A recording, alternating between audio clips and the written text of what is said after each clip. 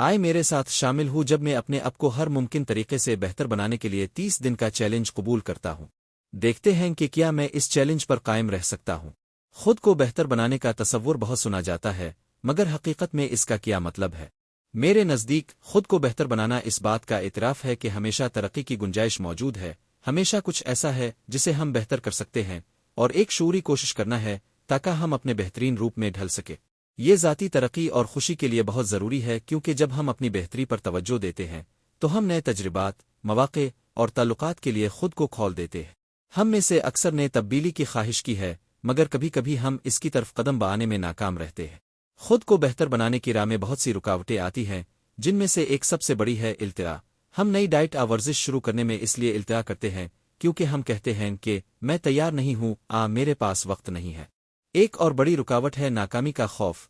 اگر ہم کوشش کریں اور کامیاب نہ ہوں تو پھر اگر ہم احمق لگے، یہی خوف ہمیں پہلی قدم اٹھانے سے روک دیتا ہے۔ حوصلہ افزائی کی کمی بھی ایک بڑا مسئلہ ہے، کیونکہ ہم اپنی عادتوں میں اتنے ڈھل جاتے ہیں کہ کچھ نیا کرنے کی توانائی پیدا کرنا مشکل ہو جاتا ہے، اور پھر وہ پرانی عادت ہے بہانے بنانے کی۔ ہم اپنے حالات، پرورش جینیات کو الزام دیتے ہیں کہ ہم کو بدل نہیں سکتے۔ یہ رکاوٹیں بہت چالاک ہوتی ہیں کیونکہ وہ معقول بہانے کے طور پر پیش ہوتی ہیں، لیکن دراصل یہ صرف بہانے ہی ہوتے ہیں۔ میں خود بھی ان جالوں میں پھنس چکا ہوں اور مجھے یقین ہے کہ اب بھی ایسے تجربات سے گزرے ہوں گے، لیکن سچ یہ ہے کہ آگے بڑھنے کا واحد راستہ یہ ہے کہ ہم ان رکاوٹوں کو تسلیم کریں اور ان کا ڈٹ کر مقابلہ کریں۔ ہمیں اپنی ترقی اور خوشی کی ذمہ داری خود اٹھانی ہوگی۔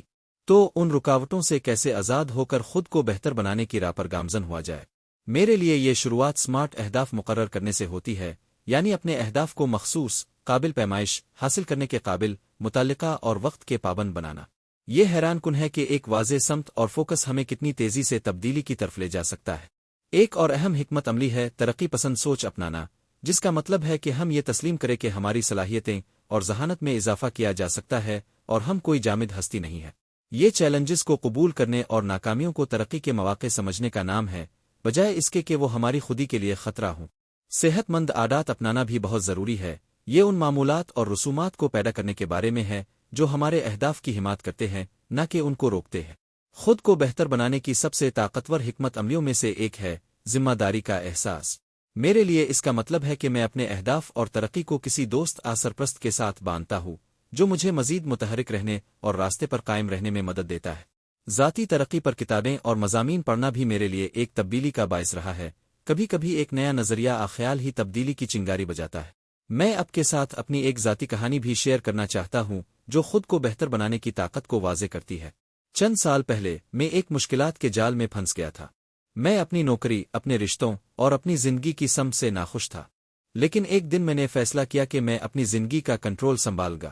میں نے اہداف مقرر کرنا شروع کیے، ترقی پسند سوچ اپنائی اور صحت مند عادات بنائے۔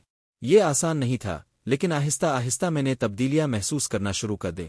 میں نے نئے مواقع قبول کیے، نئے چیلنجز کا سامنا کیا اور اپنے آپ میں سرمایہ کاری کی۔ آج میں ایک بالکل مختلف مقام پر ہوں۔ میں زیادہ خوش، صحت مند اور مطمئن ہوں۔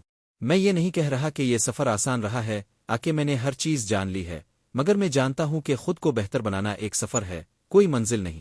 یہ اس عمل کو اپنانے کے بارے میں ہے، نہ کہ کسی جادوی نتیجے کا انتظار کرنے کے بارے میں۔ ہر دن تھوڑے تھوڑے قدم اٹھا کر ہم اپنی زندگی کو زیادہ حقیقی، زیادہ مطمئن اور ہمارے اقدار کے مطابق بنا سکتے ہیں۔ آخر میں خود کو بہتر بنانے کا سفر کرنے کے لائق ہے۔ یہ ہمیشہ آسان نہیں ہوتا، لیکن یہ ہمیشہ فائدہ مند ہوتا ہے۔